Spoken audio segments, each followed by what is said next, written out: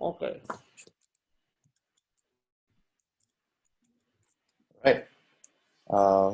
Yep. Good morning, everyone. I'm Elliot. Today with me is Noor. We'll be presenting to you on cork and dry. So I will start off. So from the video, um, from the get-go, I think he mentions that his belief, he believes in panpsychism, or at least that is his approach, which, if you recall from Marcus Gabriel, there was one of the approaches that he immediately dismissed and said was a serious mistake. But Koch was saying that there's a whole range, in the sense that panpsychism is very broad. The one that he subscribes to is one that applies to all of biology. So panpsychism is basically the belief that the mind exists in the universe and is something that is um, throughout the universe in that sense. Yeah. So he mainly applies this to animals. So it says that because animals also are able to see, feel, and see in a spectrum and feel pain and pleasure, then therefore they too, in a sense, have consciousness.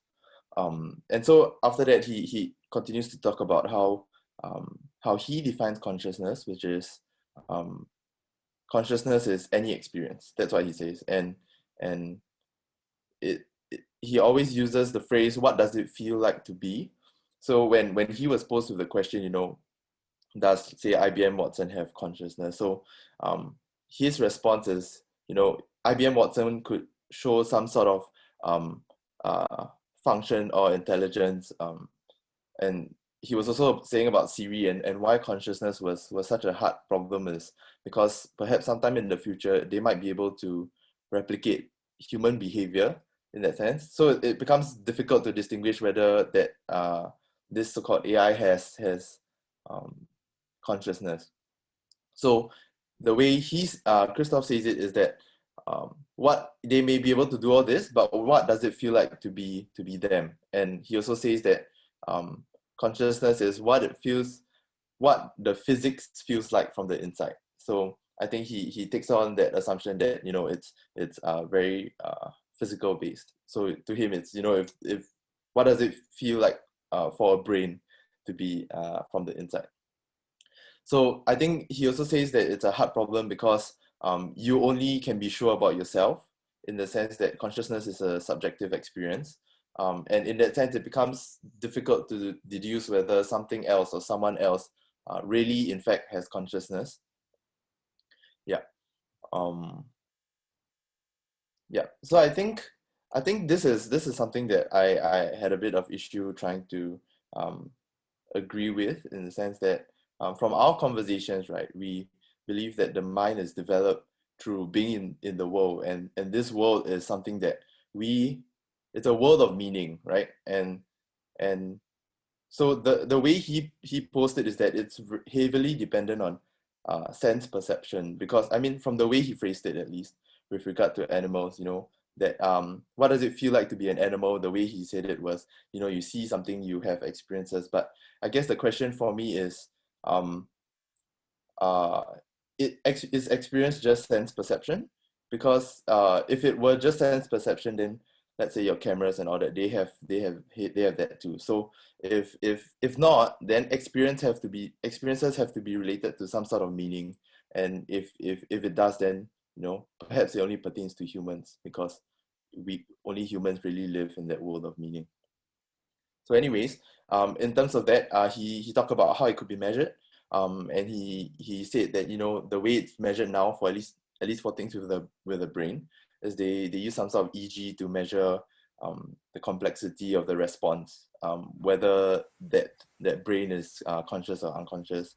And then he proceeds to say that with silicon or AI, in that sense, you can't do that. So there needs to be a certain theory behind how you define whether something is conscious or not, which leads him to the integrated information theory, which I think he contributed to, or created at least, which is quite complex. It's quite a long list of stuff, but basically it says that for something to be conscious, it must have causal powers, the ability to effect some sort of change on the outside, but most importantly on itself.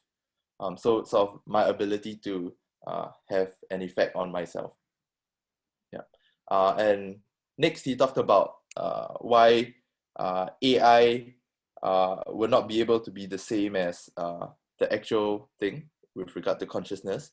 He's saying it can't be a simulation. So the example he gave was a black hole. Why is it that when I simulate a black hole on a computer, it doesn't really suck me in? And so you're saying that it has to be real. The simulation is not the same as the actual thing because it doesn't have the same causal powers. So in that sense, a simulation of consciousness will not actually be the real consciousness. So while he was talking about intelligence and consciousness, he distinguishes the two. He says consciousness is about being, experiences, feelings, etc. And then the way he approaches intelligence is that it is about function, which would differ from how we've been talking about it in class. So to him, it's purely about function. So if you have the ability to do some sort of computation or portray yourself in a certain way, then it could be considered as intelligence. But something interesting that the interviewer brought up was how the question, the sort of the thing that he noticed is how, with regard to humans, for something to be considered intelligent, it needs to, in some sense, impress us, and impress us enough to say, hey, that thing looks like it's intelligent. And yeah, that's an interesting thing that he noticed. And I guess it makes sense because all these definitions are created by us. So when we call something intelligent, then it's for us to decide. So that's something to talk about, yes.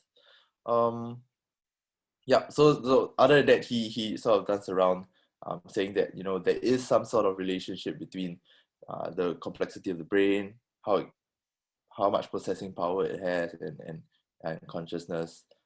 And he says that, but it's not immediately clear that if we were to engineer some sort of intelligence, whether it has anything to do with consciousness. So it's like if you have Siri who's able to talk like you, it's able to respond immediately, it's able to really emulate a human conversation, let's say, it becomes difficult to tell whether that thing is really conscious, and that is the tricky problem of consciousness.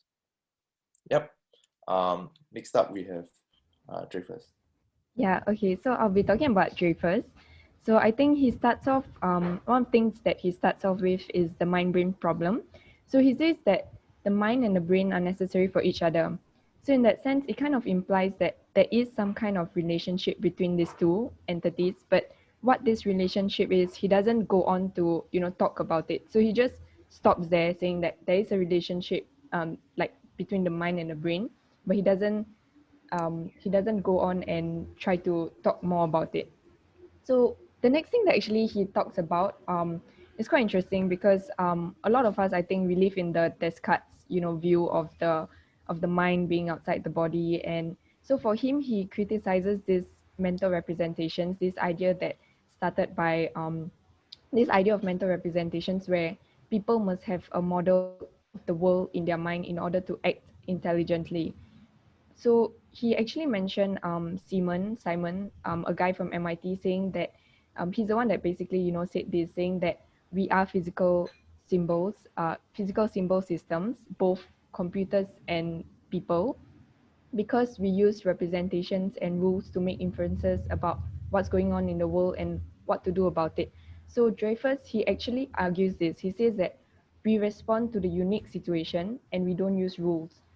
So what he means by a unique situation is that something you've never been in before and something and that other people haven't been in it. And it's also something that you will never be in it again because having been in it this time has already changed you. So when he says this, it kind of implies that you have to go through a particular situation, you have to experience it because through that it changes you. And the next time you are in a somewhat, if you say a somewhat same situation, it's never the same because now you have already been changed by, your set of experiences. So about this Cartesian view of seeing the world and the mind, he throughout the video, he actually brings up two philosophers that I think he agrees with. So Heidegger and Marilee Ponti. So he disregards this Cartesian view, and he agrees with Heidegger on saying that we can disclose the world without the need for any mental representation. So he says that, we are an open head turned towards the world. So we live in this constant dynamic interaction in the world and with other people. So what this means is that we don't have an intermediate representation of the world in our mind, right? So if the people from MIT, they are creating an AI through this way, then he says that the AI will fail, right? So if you think that the way humans have been seeing the world is that they have this model in their mind, and if you're trying to replicate the AI to be in such a way, then it wouldn't work because that doesn't hold true. So he disregards this Cartesian view, and um, and then the thing that he mentioned is that he's saying that, but he also agrees that there isn't. So he agrees that there isn't anything mental in about this way in when you disclose the world.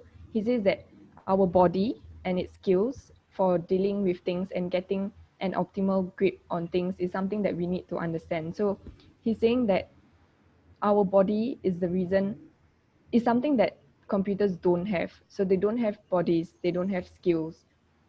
And so basically they wouldn't be able to, deal with things meaningfully, like deal with other entities, for instance, like how human beings have been dealing with other human beings.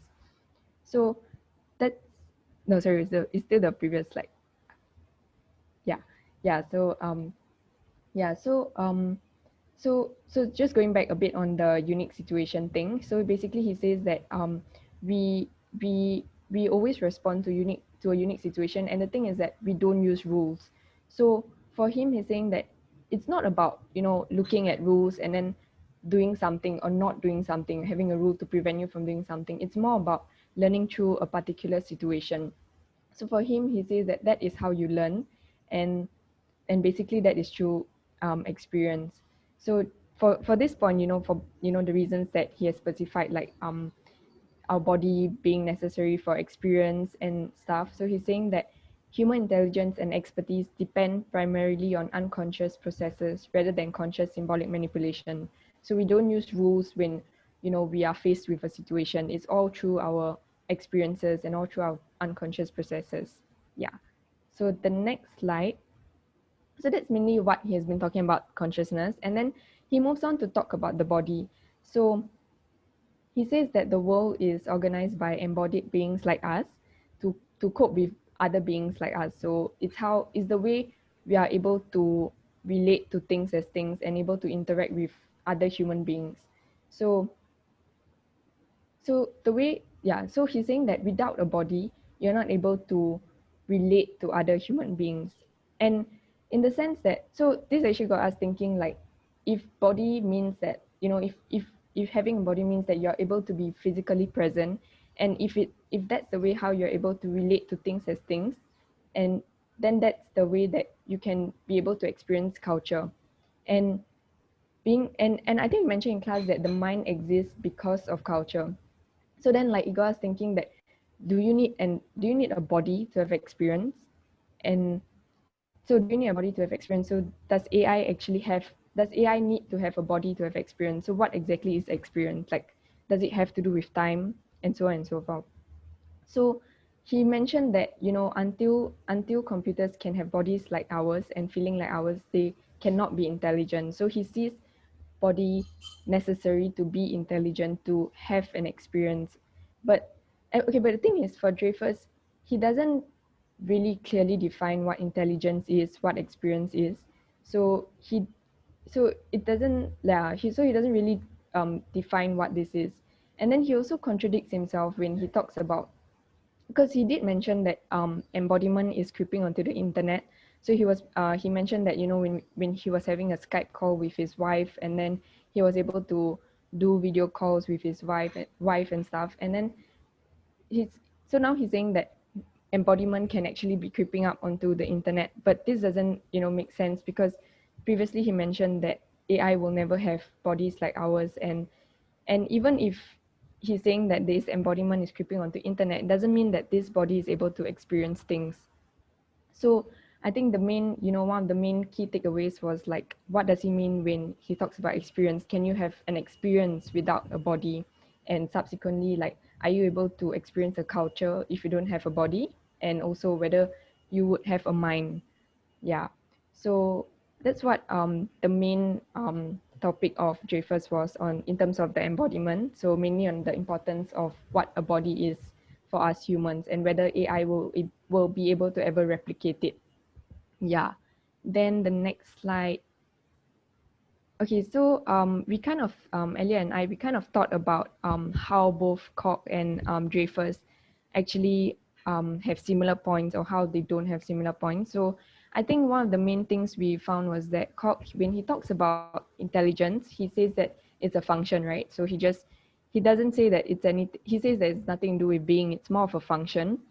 But Dreyfus, on the other hand, he doesn't clearly define what intelligence is, but from the video, we kind of felt that when he talks about intelligence, it's more of a set of experiences and rather than just, a set of rules. So less on the function, more of your behavior. And Dreyfus, it was also a bit hard to kind of pinpoint what he was talking about consciousness exactly because he didn't really talk about it. So for Koch, basically consciousness is any kind of experience, right? So when you feel happy, when you feel sad, that's consciousness. So I think the main difference where we saw Dreyfus and Koch was how they saw intelligence. Yeah, that's one of the key difference. Yeah. Okay. So, um, this is sort of the end of what we have. But here are some of the questions that we were asking ourselves and that we would like to also ask over here. So I think the first question was more about causal power. While we were discussing, because according to according to Koch, integrated information theory, it's the ability for a physical system to be able to effect change on other things and itself. And that didn't seem like a very sort of strong approach, because then, I mean, if you were to look at AI, let's say let's talk about like self-driving cars, right? Because effectively they do have the ability to, effect change on if they decide to crash into something else or do that. They do have that causal power, so it becomes a bit difficult to distill whether, I mean, you would, it would be quite obvious that, it is not in itself conscious. Yeah. Yeah, I'm not sure. Should we just be going through the questions or? Let's go through the questions and then see what people think, what your colleagues think.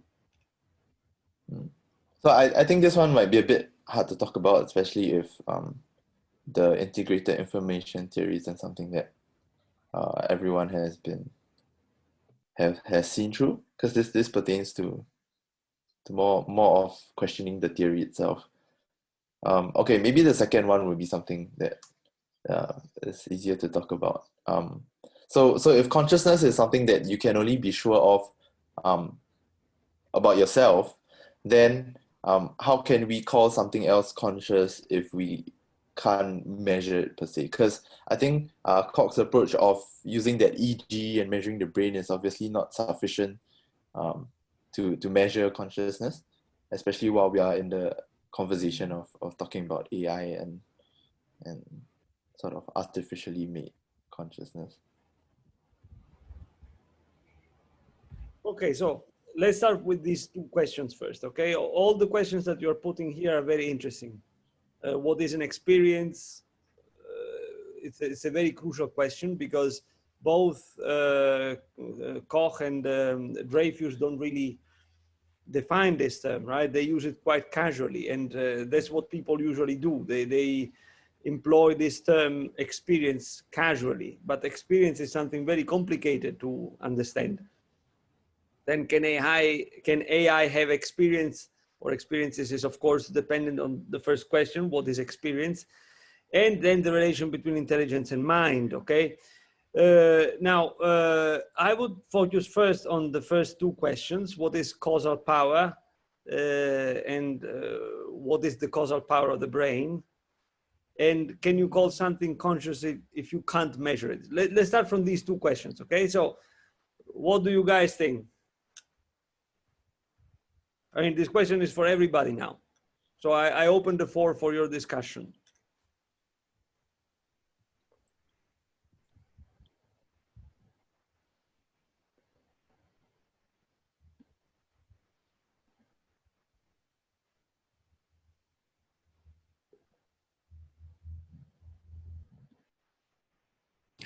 So, hi, Prof.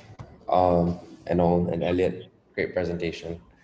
So, from what I understand, causal powers to be, it is like, I think that an analogy is that if, let's say, you have, I think it's a thought experiment, if I'm not wrong. You are a researcher. There's a researcher who is super knowledgeable and everything and knows everything about colors, down to the science of it, like everything regards to colors. She knows about the photons and the spectrums and everything. She's a color expert. But the problem is that, another problem is that she's colorblind, right? So she's unable to experience the, so that is what the causal powers is, right? Because even though she knows so everything related to the physicality of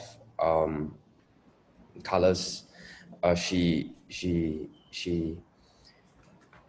is unable to feel that causal power of it because of something that because of a certain problem that she has, right? So I think that's how I see.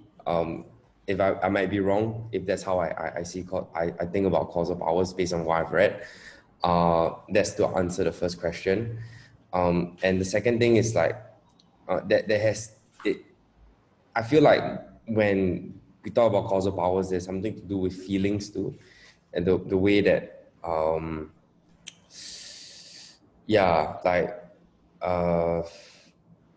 yeah, like feelings too, the way that, you know, Elliot was mentioning something about self-driving cars, and they feel like, you know, something could happen, but it's not through feelings, rather than it through a miscalculation of certain, maybe some variables.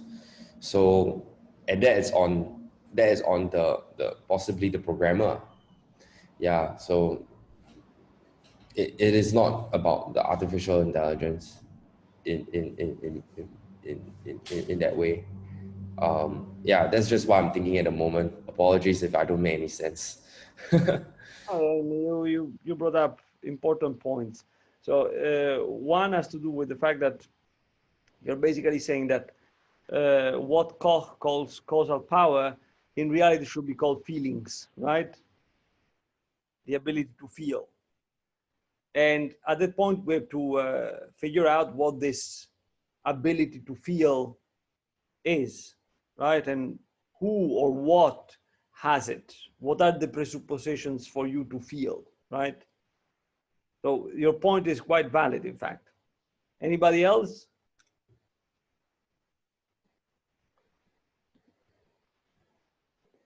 I think, sorry, just to talk about that a bit, I think what he refers to causal power is sort of the ability to effect change, like cause and effect in that sense. Yeah, but Yeah. I mean, okay, let's put it this way.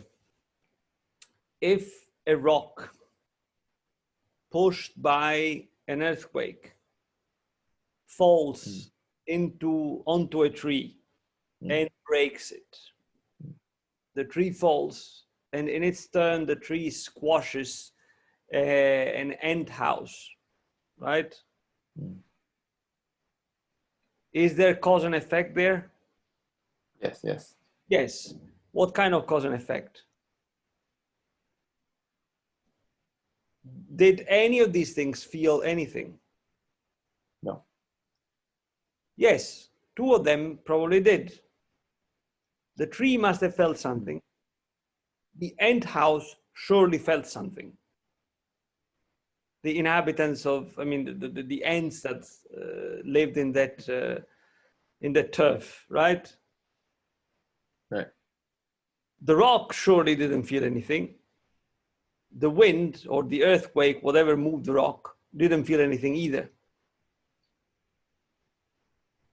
So there you have causal power, but you don't have necessarily in all parts of this causation feeling. So feeling and causal power are not necessarily the same. Yeah. So then again, in which sense does Koch use the word causal power?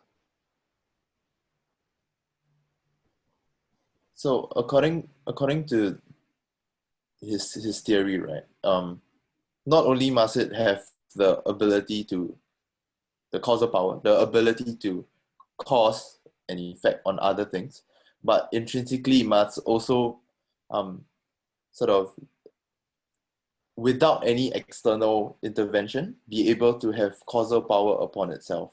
Okay, how do we call these things? There is a word to talk about these things. Can my dog have the power of affecting himself, of doing stuff to himself? Yeah. Yes, he moves, right? Hmm. When I take my dog down, I don't need to start a button and then my dog get activated by me starting a button on him. In fact, many times it's my dog that independently comes to me and wants to go down. Unfortunately, guys, you're not here because you will see that the moment I stop the Zoom conversation, he comes because he wants to go down. That very moment, right? So my dog, of course, has that ability. In fact, it's not that he has that ability, because if I say that I have something, it means that I am something else compared to what I have. I have a pipe, but I'm not my pipe, right? I have a lighter, but I'm not the lighter.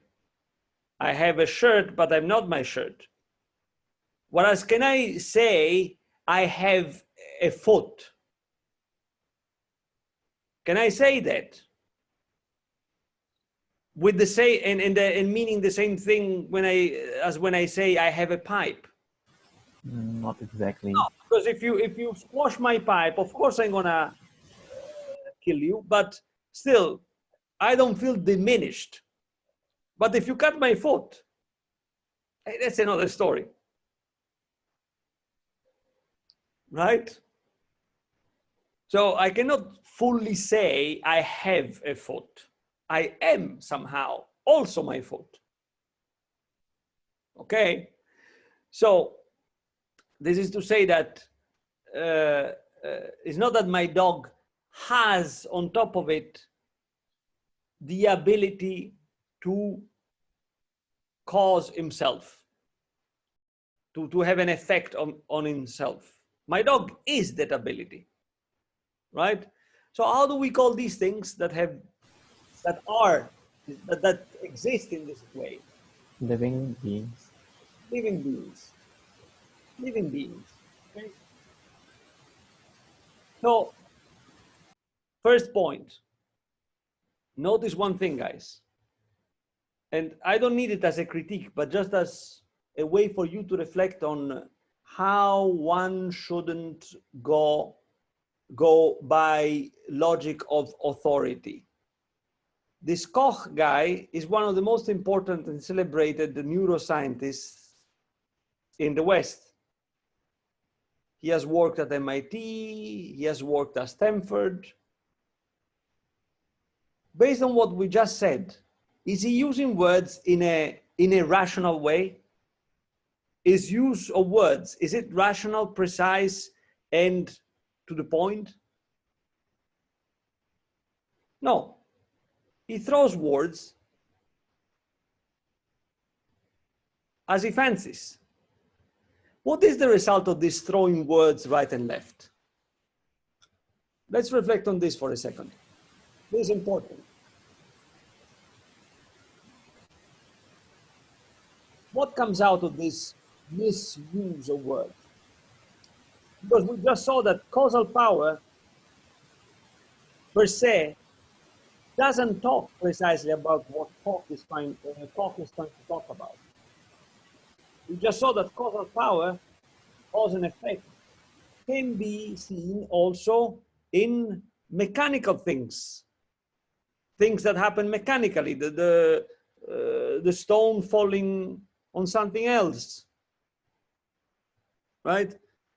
So what is the result of this misuse of words?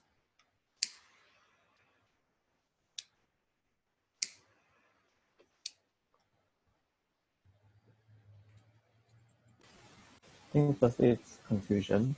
Yeah, confusion. Basically, you don't grasp anymore what you're trying to grasp. That's why I'm aware that many students at SUDD, I'm aware of this because I've been told by some of your colleagues, many students at SUDD think that whatever has to do with words is fluff. Yes, when you use words poorly, then it becomes fluff. The problem is that oftentimes that fluff is not casual. That is to say, those who create that fluff to fool others. Now, it's not the case of Koch. Koch doesn't want to fool us. Koch is just confused himself. He doesn't know what he's saying. Okay? However, words are very dangerous things. If you don't use them well, you end up into a maze out of which you won't come. You have to be very careful with words. So let's start again. What Koch is trying to get to when he uses the wrong word, causal power, is simply living things. Living things. Okay? Now let's go to the second part of the first question. What is the causal power of the brain? Okay, I leave the floor to you again.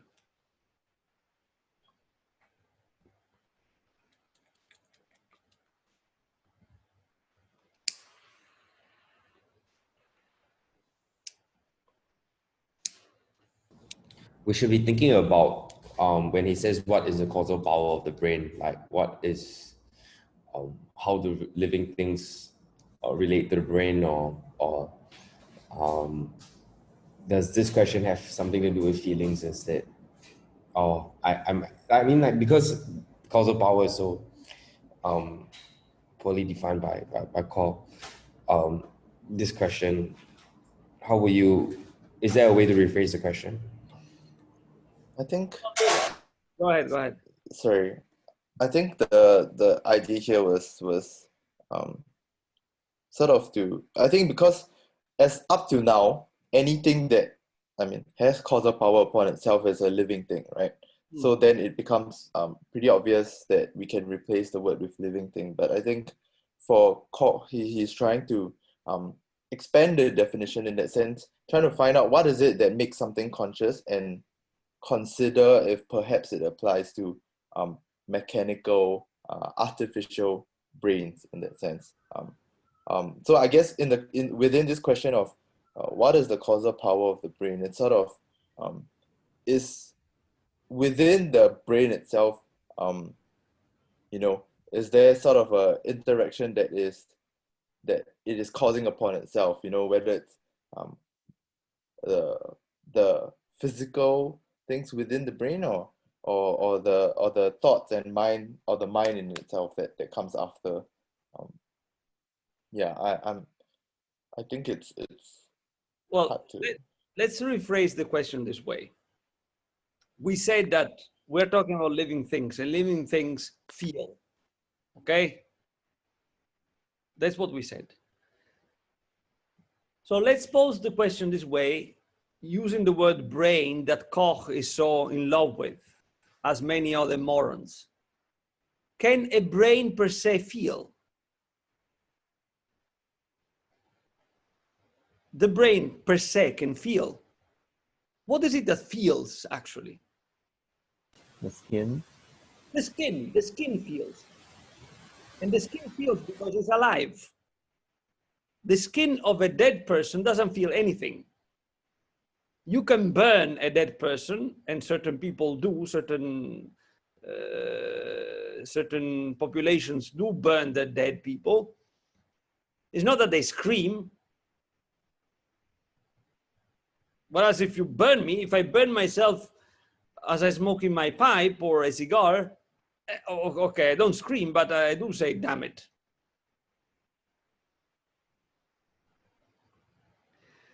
Now, imagine that you could keep my brain alive in some kind of, I don't know, jar or whatever.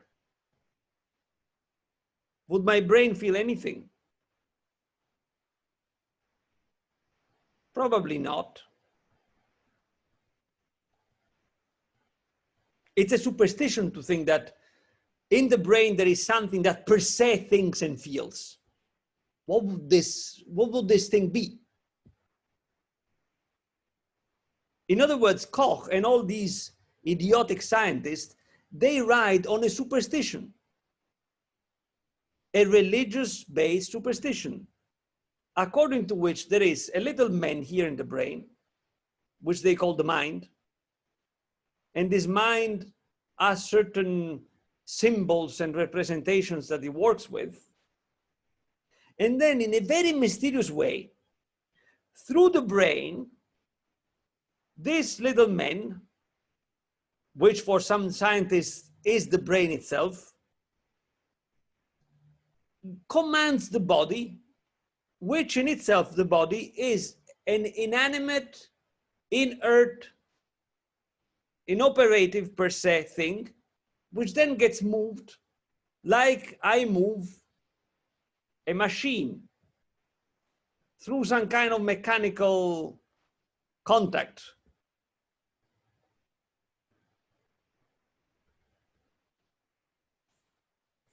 If instead we ask, can the brain feel? And the question is, the answer is obvious. No, the brain cannot feel, per se. Per se, the brain doesn't feel. What do we discover then about the brain? That the brain is an organ of the body as much as the heart is an organ of the body, as much as the stomach is an organ of the body. I make the comparison particularly with the stomach for a reason. Any good doctor will tell you that the stomach is as complex as the brain. It is through our stomach that we know whether we are hungry or not. It is through our stomach that we know whether we are angry or not. It is through our stomach that we know when we are excited, when we are in love. Another organ that is extremely complicated, extremely complex and powerful is our reproductive apparatus. When they say that men, males think with their genitals, they're saying something true. It is true. There are organs, in other words, in our body that seem to have a sub-life of their own. Okay? But they can do that because they are part of the body. You take a stomach outside of my body, the stomach will stop being a stomach. Yeah, you can keep it alive, meaning that it doesn't decompose. Maybe it has some basic living functions, but it won't be a stomach anymore because it's detached from all the rest. This is to say that what we are is a whole. Is a whole that goes from my last nail up to the brain, or vice versa, from my brain up to my, not down, up to my last nail. So if a brain cannot feel, right, does it make sense to ask what is the causal power of the brain? What is the causal power of the brain per se? In other words, is the brain the subject or the object of feelings?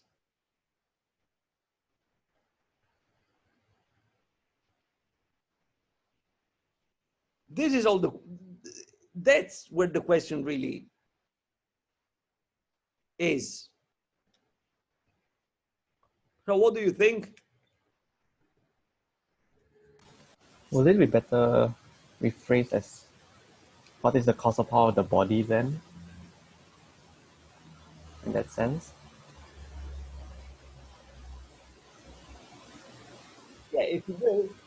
The problem not to understand is that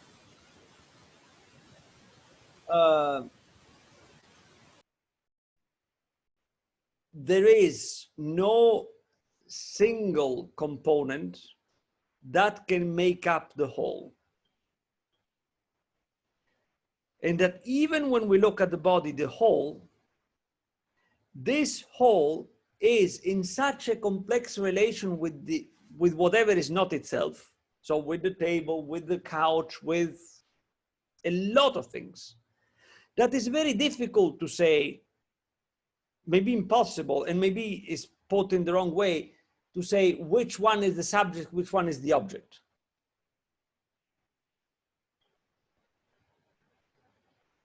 That's the point. And that's because my body in its entirety is alive. Being alive means being immersed in a huge array of perceptions. Being alive means being bombarded by perceptions. That's why I say that it's very difficult to say which one is the subject, which one is the object. I just know, and that's the minimum thing that I can say with certainty, that there are certain things that are alive, and these things are immersed in perception. Are we all on the same page about this? What do the others think? I know that Noor, Johannes, Elliot, Sean are here, but I haven't heard the others.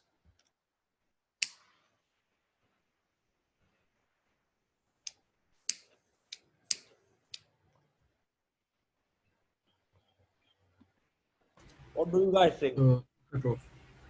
I like to think of it from a more like I try to relate it with like from what you say, like this, like just now we were discussing whether the skin feels, right.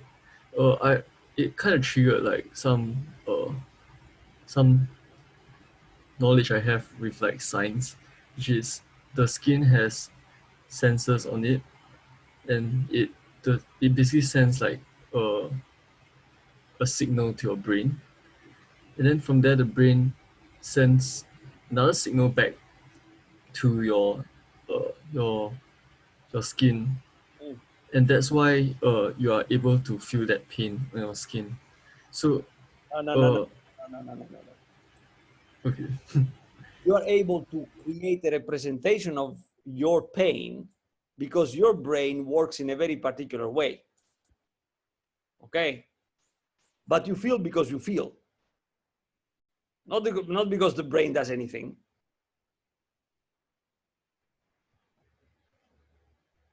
I mean, listen to what you said. The skin is affected. Something is sent through the neural system to the brain. Now, first of all, the way in which we think of this transmission is mechanical. And we think of it mechanically because we are used to figuring out the world, the interactions between things, based on the laws of mechanics. But that's our representation of it. Maybe it's not mechanical at all. In fact, we don't know exactly how that happens.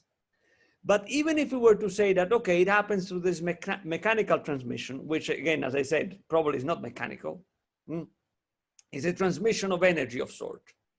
But we don't know how that happens. We figure it out. We represent it as mechanically based, but probably it's not mechanical, okay?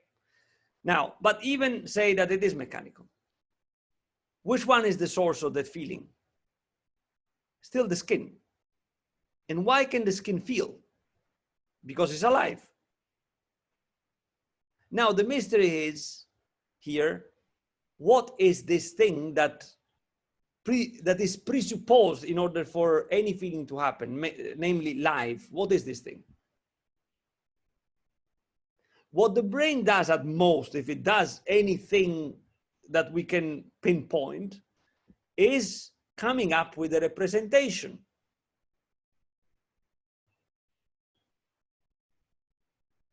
And saying, oh, the origin of this feeling is fire, for example. And give a name to that feeling. That's what the brain, if it does anything distinctive, at most does. But it's not that the brain creates the sensation. At most, it names it. And again, let me stress this part, at most. At most.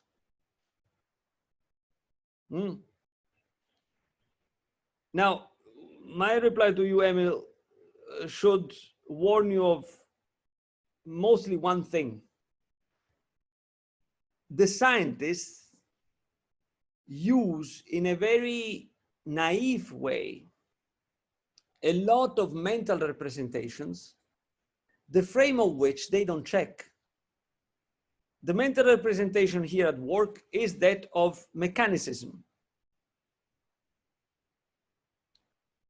However, does this scheme of mechanicism, which is basically the same scheme according to which a rock falls onto another rock, is it sufficient and fit to talk about what happens in something alive?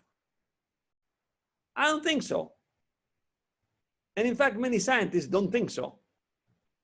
The most alert scientists do know that the language we use and the representations we form to talk about these phenomena are insufficient.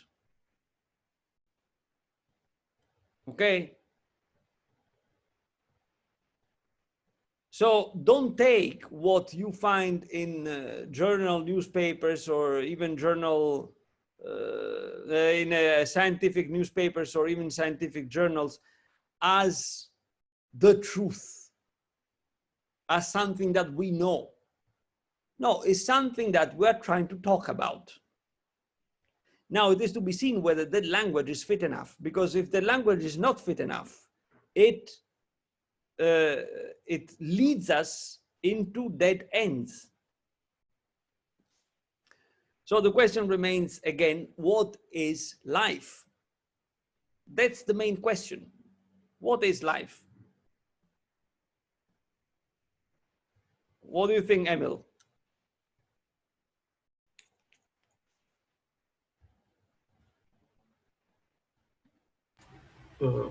I think firstly, life means that a body on its own is able to function without the help of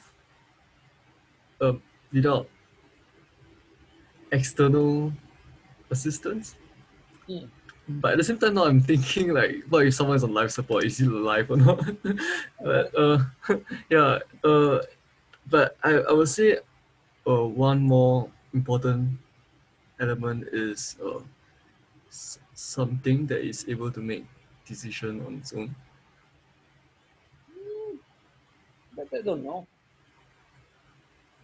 Wouldn't you say that a plant is alive? You recognize a living plant from a dead plant.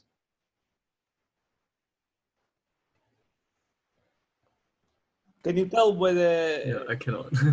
flowers is still alive or not? Can you? Well, you see if they decay or not, or they are growing. No, I mean, can you recognize a dead plant from an alive plant? Usually, yes. Distinction or not? Guys, I mean, it's a simple question. We or not? Yes. Yes, we Yeah, can. yes. Now, does a plant take any decision? You know, I can see my dog moving around and I can wonder, oh, why did he go there? Maybe, yeah, my dog is capable of some kind of decision process, right? I don't know how, but I see that it does stuff. But I've never seen my plant moving around and trying to say, oh, you know, like, oh, look, the plant is going to the sink. Why? Oh, because it wants water. The plant doesn't do that, right? Unless you are an ant, and then, yes, you can decide to wage war on Saruman, but that's mythology. It's another story, right? So there are living things that seem completely devoid of decision power. And yet, nobody in his good mind could doubt that they're alive. Nobody in his good mind. In fact, I mean, each one of us is composed of an innumerable myriads of these things that are alive and yet don't take any decision. Each cell is a living thing. Each bacterium that I have in my body is a living thing. And yet, I mean, it would be absurd to say that my cells, my liver cells, have taken the decision that from now on, we're going to reject cognac because we detest it. Right? They take any shit I give them. So using the concept of decision ability to talk about living things is not comprehensive enough. Decision pertains to a certain class, to a certain species of living things. But life per se doesn't necessitate or doesn't imply decision making. So again, what is life? What is the minimal thing that we can say about life? The minimal characteristic that we can observe in everything that is alive. One thing is that it has a power of motion.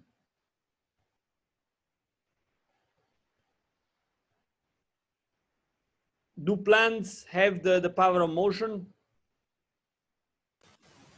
To a limited degree. Yeah, I mean, they grow, right? Some of them can even move minimally, like the sunflower, like the olive tree's leaf. The olive tree's leaves are two-faced. One has the color of silver, the other one has a deep green color. The olive tree's leaves turn the deep green towards the sun. This can be observed. There are moments in the day in which you can see the switching, right? So plants, certain plants are even capable of some kind of minimal movement in terms of deep, placing themselves in a different way. But for sure, they have the power of growth. They grow. So from short, they become taller. Okay? But for sure, one thing that they have is this power of motion. What else is the thing that they surely have then? The capacity to keep itself together. Okay, there is this capacity. Life has this capacity to keep things together. Disparate things together. Because my body, for example, any good biologist will tell you that our body is a mess. Our body is formed by myriads of heterogeneous bacteria, cells, and blah, blah, blah, blah, that keep reproducing each other at a very high speed. That's what is called metabolism. Metabolism is the ability, not the ability, it's the fact that the cells that put together compose our body change. They die and new ones are born. New ones are generated, okay? Now, all these things are different, and yet they're kept together. And by being kept together, they They are me. I am these things that keep changing and yet are kept together in a unity. So one thing that we can say about life is that is motion, and that is this ability to keep things together, to keep itself together in a unity. And there is another characteristic.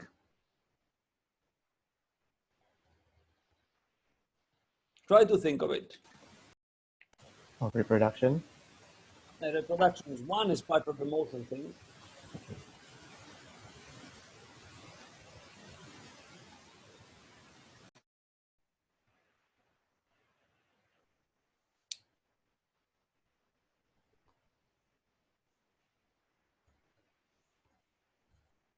Can I say that we, like living things, need air, food, and water? No, not necessarily, because cells don't need food and water.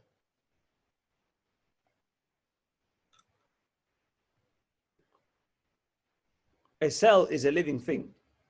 It lives. It doesn't need water the way we need water. It needs certain particles of what composes water, but it's not water. It's not that the cell says, oh, I'm so thirsty, I want some ice cold water.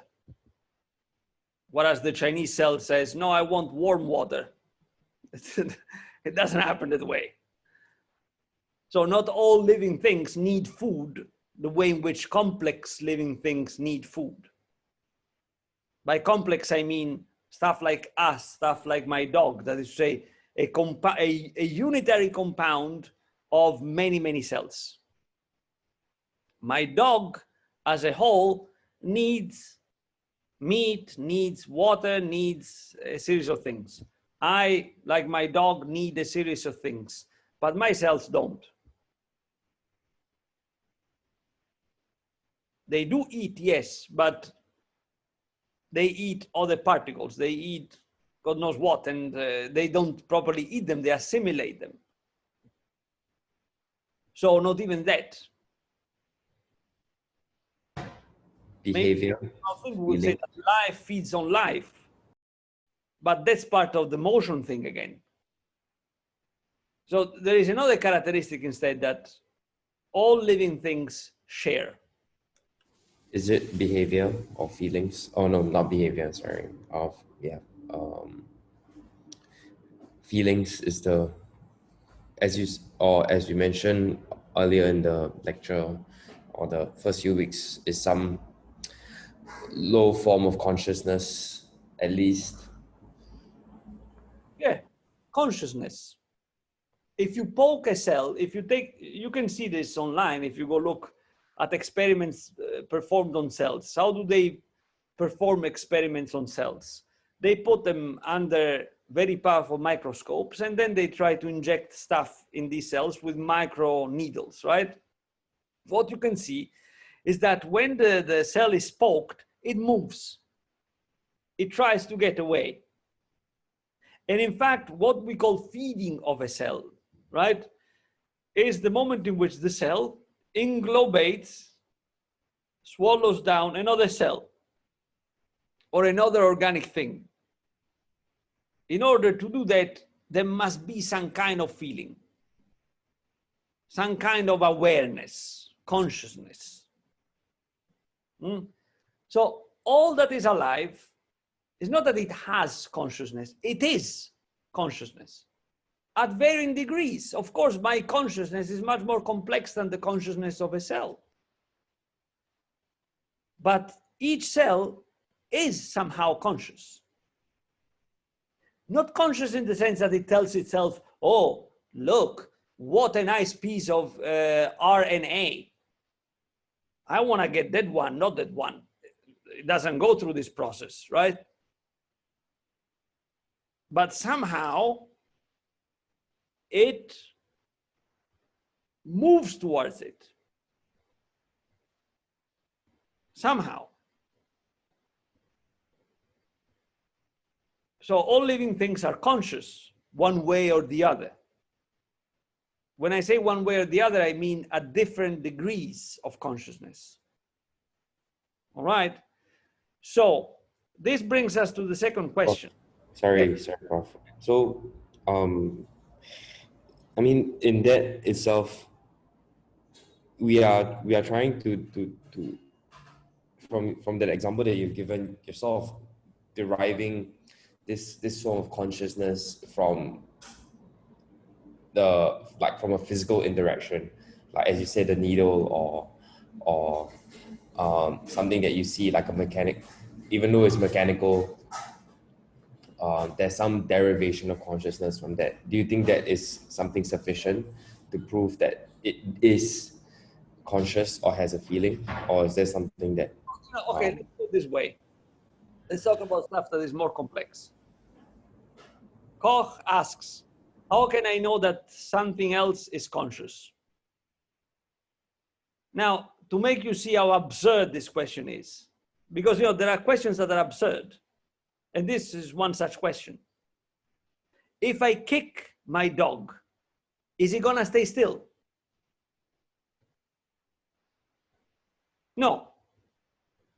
He's gonna squeal or try to bite.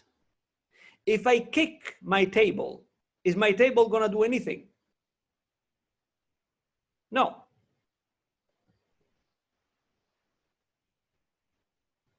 So which one is conscious of the two?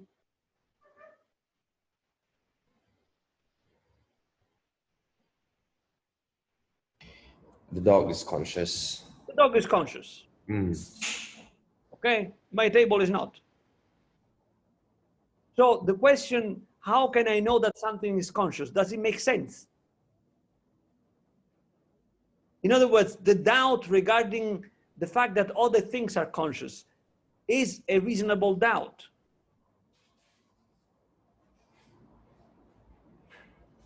No, it's an idiotic doubt.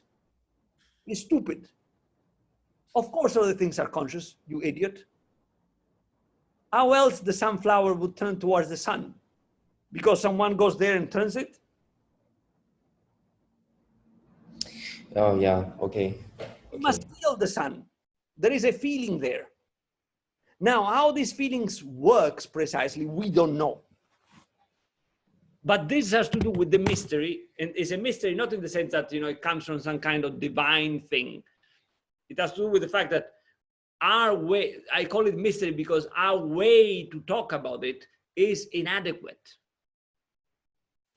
So we haven't figured out a proper language, a proper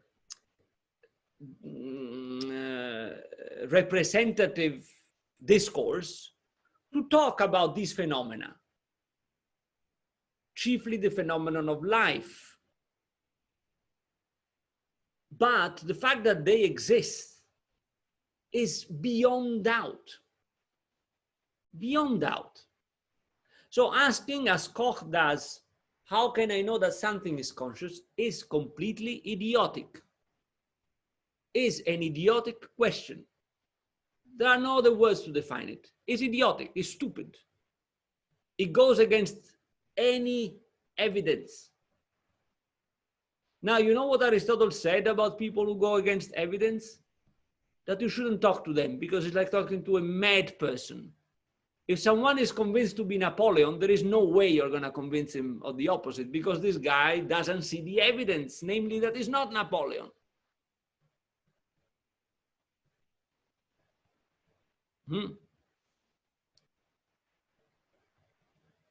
So, again,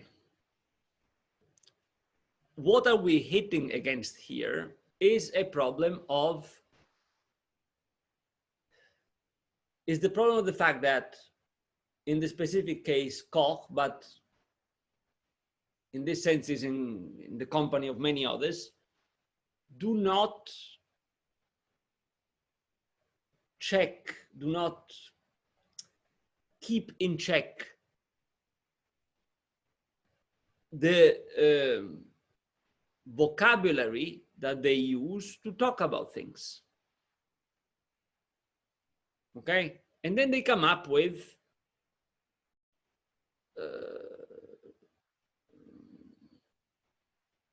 they come up with problems and questions that are non-existent as problems and questions. One such example is this one of consciousness. So whatever lives is conscious. The problem is that we don't know what life is. When I say we don't know what life is, I mean that we haven't built a vocabulary fit to talk about life. It's not that we haven't tried.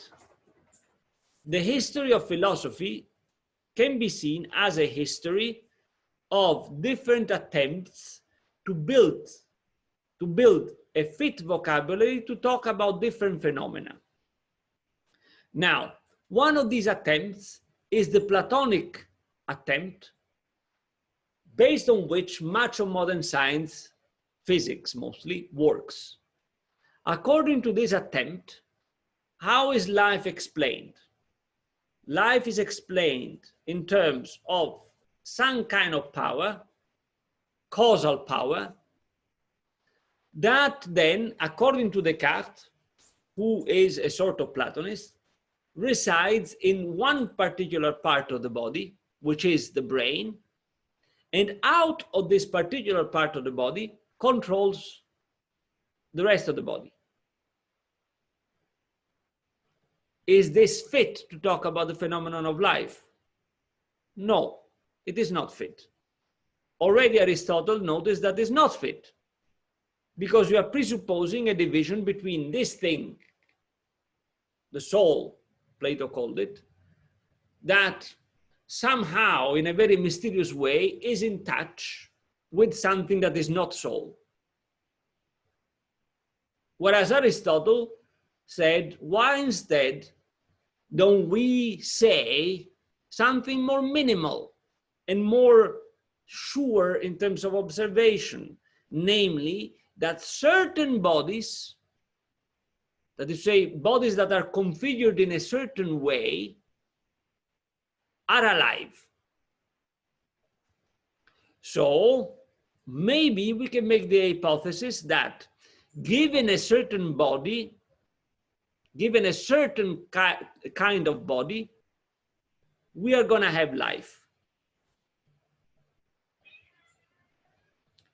And then we can say, again, staying at what we can observe, that certain types of life are capable of thought. Certain others are not. If you put it the Aristotelian way, then you end up saying that, oh, wait a second. Life is linked to a certain type of body, and intelligence is the result of a certain type of life, hence of a certain type of body. Hence, the origin of intelligence is not some kind of separate entity that you call the soul or the mind that then interacts with the body. But the origin of intelligence is a certain type of body, a certain type of bodily organization. Now, even the Aristotelian way is controversial, because at the point you enter into the question of a kind of chicken-egg kind of problem. What comes first? Life that organizes scattered matter, or scattered matter that somehow gets together and gives rise to life as we know it? That's a kind of chicken-egg problem. But at least with the Aristotelian way, you got rid of the dualism between this ultimately phantomatic soul, which in a very mysterious way, in a very inexplicable way, would be dealing with matter, with something that is not soul, something that is not mind. This is to say that what I was saying before is not that we have never tried. Much of philosophy can be seen as the attempt to come up with the vocabulary to talk about this. And we managed to. No, we haven't managed to yet. We are still trying. Koch is caught, unbeknownst to himself, is caught in a Platonic / Cartesian discourse, the limits of which he doesn't see. And not only doesn't see them, is not smart enough to understand the objections that Descartes and Plato instead understood. If you read Descartes, for example, Descartes spent a good amount of his writings trying to figure out where precisely in the brain the mind would be. He came up with the theory of the glans pinealis, he calls it. There's a little gland that should be somewhere in the brain. And in this gland, the mind would find place. Then when he was pressed hard, mostly by Queen Christina of Sweden, who was a very learned woman, and she asked, okay, let's suppose that the mind is in this gland. You still have to explain to me how an immaterial thing deals with a material thing. Where is the point of contact? And he couldn't. Now, Koch is caught in the same thing. The difference between Koch and Descartes is that Descartes knew all the difficulties that arise from that. And Descartes was using words in a very sharp way. Koch is not. Koch is throwing words right and left. So, long story short, you have to be wary of all this scientific jargon. Because usually what happens is that this scientific jargon is the result of poor usage of philosophical terminology, which as philosophical terminology goes unchecked. And then you end up in a lot of problems that are false problems, like this one, consciousness. How can you know that something is conscious? Well, kick something. If it bites you, it's conscious. Try to kick an alligator. Let's see. Let's see. Let's try to say, oh, there is an alligator there. Is it conscious? Wait. If he eats you, it's conscious. What kind of idiotic question is that? Of course it's conscious. Right? You are in the water. You see a fin moving on the surface. Oh, is that conscious? Let's wait. If it tears you apart, it's conscious. Right? In other words, let me ask you this, guys, because I get really animated about these things. Do you feel that I'm exaggerating, or you can see what I'm saying?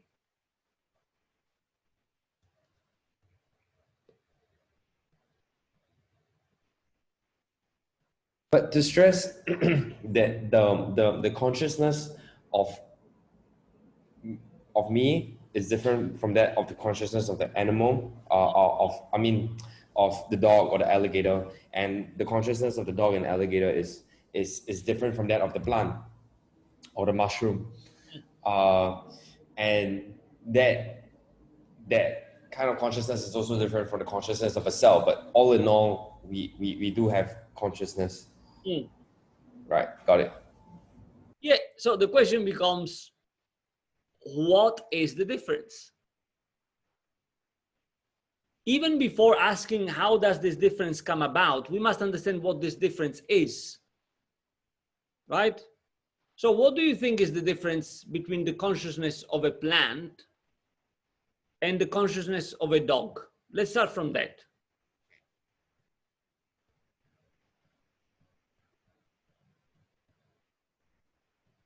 Just based on what you can observe, without coming up with pseudo-scientific jargon, because in the end, you know, scientists like to cover everything up with the word scientific. This is scientific. then when you ask them, they don't know what they're talking about. So it's scientific my ass. Because if science means knowing, dear Koch, you don't know anything. Remember what Gabriel said. I mean, that sentence that he said, he should receive the Nobel Prize only for that sentence that he said. He said, when people start talking technically, then it means that they don't know what they're talking about. When you start hearing technical jargon, then be wary. Much probably the person doesn't know what he's talking about. If you know what you're talking about, you should be able to talk about that in layman words. Of course, that implies that you must be able to think straight. And thinking straight means to know what you are saying with each word. Now, how do you know that you are actually saying something with each word? When each word tries to grasp something that you can see. Example, consciousness. What does the word consciousness try to grasp? The word awareness. We can use the word awareness, which is the Anglo-Saxon equivalent of the Latin consciousness. With these two words, which are synonymous, I try to grasp the fact that I see that certain things, once stimulated, move, react, whereas certain others don't. So if I kick my table again, nothing is going to happen. If I mess around with an alligator or with a dog, something is going to happen for sure.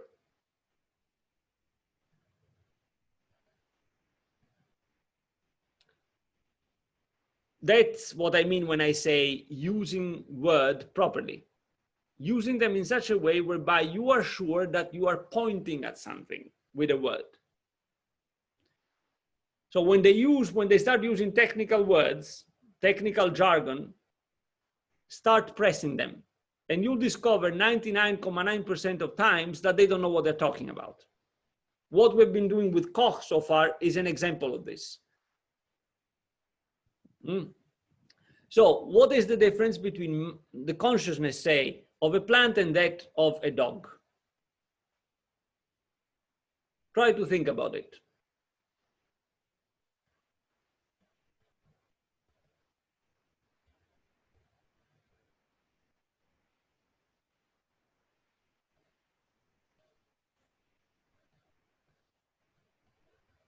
Well, let me give you an example.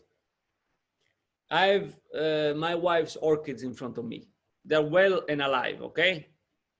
I know that they're alive because I know that at night the petals are down. During the day when they're hit by the sun, the petals open, so they're alive. Now watch me, okay? Hey, orchid. Hello? Orchid? Nothing. Okay, let me do another experiment. Romolo, vieni qua. Vieni qua. Okay, it's not coming, but it's up now. Dobbiamo andare giù. Vieni, andiamo giù, vieni qua, vieni. Vieni. Well, it's not coming, but it's up. It's up and it's moving its tail. So what is the difference?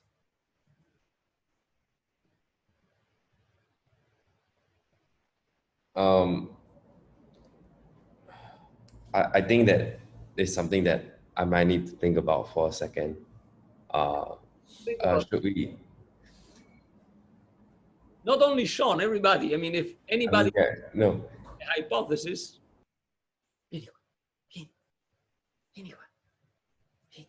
I think one thing that is like very obvious is that the dog will react immediately. Yes. The dog would react. The dog is capable of hearing and interacting with another living thing, right? In such a way as to establish a relation of sort. The plant is not capable of that. So the consciousness of the plant doesn't register something like a meaningful sound, a meaningful noise. The dog does. In fact, is here, right? You're not like a plant, are you? No plant. So this minimal thing we can say. He has a kind of consciousness whereby is able of a more complex, richer, if you want, interaction with what is around itself. Let's say that he has a more encompassing ability of awareness. Its awareness encompasses more things. Whereas the awareness of the plant is much more limited. Okay? Let's make the example between, again, my dog and, I don't know, a fish.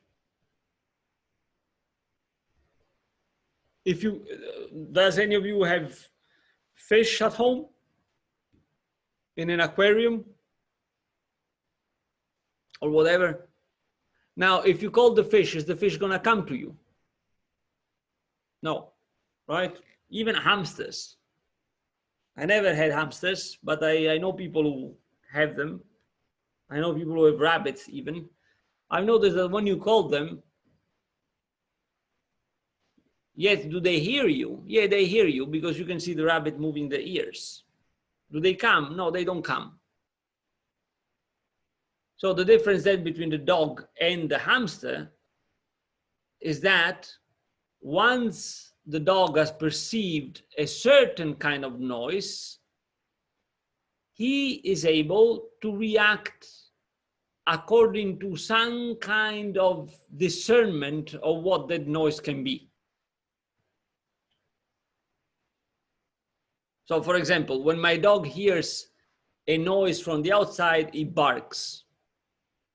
When he hears me calling him, he comes.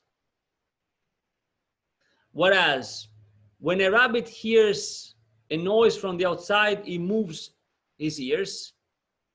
When a rabbit hears my voice, he moves his ears. That's it. He doesn't come. So the rabbit behaves the same way to any kind of noise. The dog doesn't. So both the consciousness of the rabbit and the dog are more encompassing than the knowledge, than the awareness of the plant. But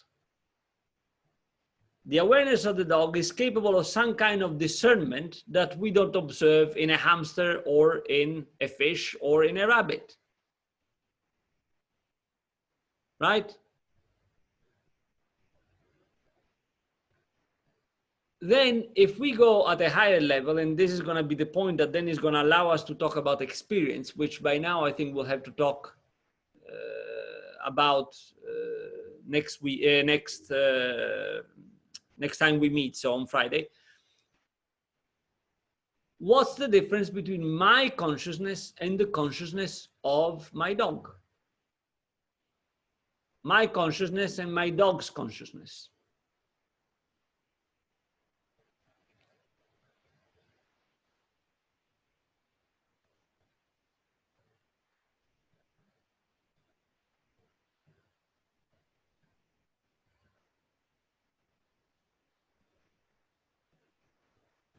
I think one thing is that, like, for us humans, we can reason out, so we can think about something and reason out. But like, if you give the dog a food, if you give a dog the food, and then he wouldn't really think much. If he's hungry, he would just eat it, you know. But like that's just one example. But what I mean is, like, humans, we can think and we can like make decisions based on that. Yeah. Yeah. So I mean, there is, as you said, right? If you take the example of food, the dog is hungry, you give him food, he eats. Whereas you can observe that a human being might be hungry, you give him food, he doesn't eat. Why? Well, because the human being is capable of saying, no, I shouldn't eat. Okay? What comes up there? How would you describe this difference in minimal terms? What is the human being capable of that the dog is not capable of? You said reasoning, but let's use more down-to-earth terms, because reasoning, then, you know, oh, what is reasoning? It becomes really complicated, right? Down to earth, just saying with words that describe the phenomenon minimally. I would say making a decision. Yeah, but what does that imply? I mean, what do you observe, in other words? Because making a decision is already trying to explain the phenomenon. I want to stay just at the phenomenon. What is it that you see?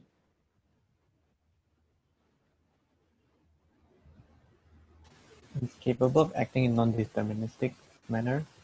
Which means what, perfect? I mean, again, staying at the phenomenon.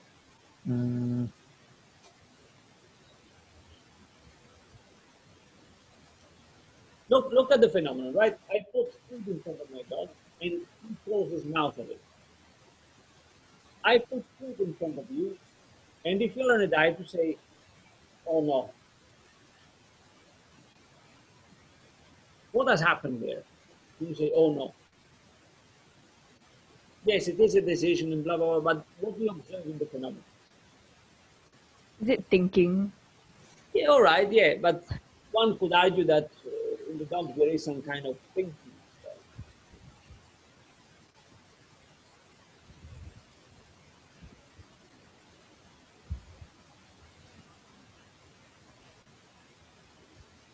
Can we say that what the human being shows is some kind of distancing?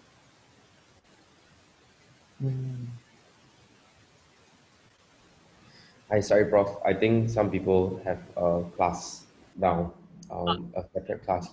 Okay, in any case, we stop here for today. And on Friday, we're going to discuss again this point, difference in consciousness between us and other complex living things.